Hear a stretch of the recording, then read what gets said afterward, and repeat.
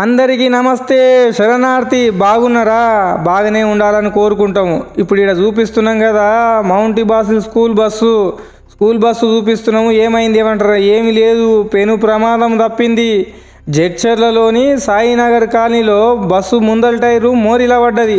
మరి డ్రైవర్ అన్న తాగి ఉన్నాడా లేదంటే ఫోన్లో మాట్లాడుకుంటూ దిక్కులు చూసుకుంటున్నాడా తెలియదు, కానీ బస్సు ముందట దడిన పోయి మోరిలా పడ్డది. ఆ పడ్డదానికి బస్సులో ఉన్న 40 మంది పిల్లలకి ఇయ్యమని కేక పెడితే చుట్టుపక్కల వాళ్ళు ఉరుకొచ్చిండ్రు.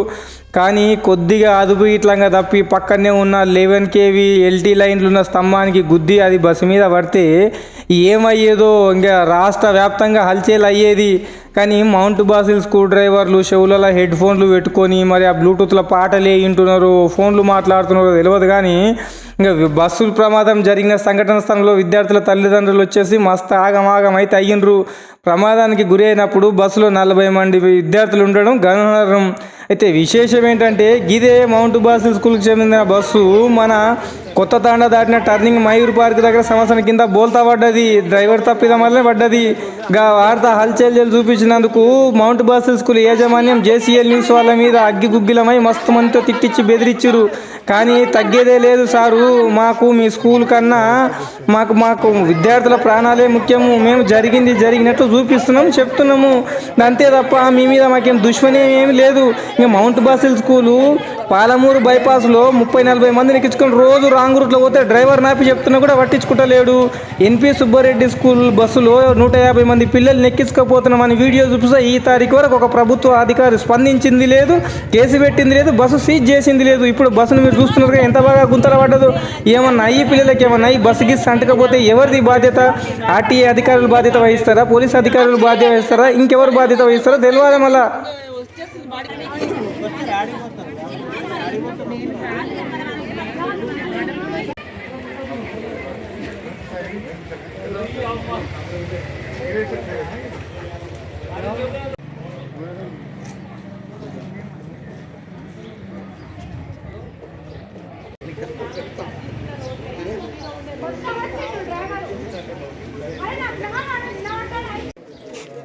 ఒక్క బస్సు కాదు, జడ్డలు ఎన్ని ఉన్నాయి అన్ని వస్తాయి బస్సులు. ఇబ్బంది లేదు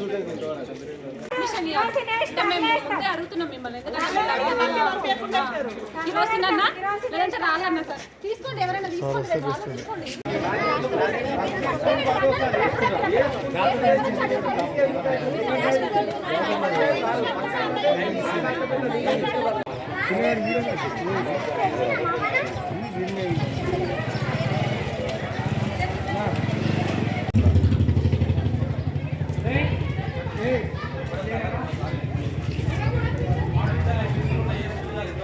ప్రమాదం జరగాలి,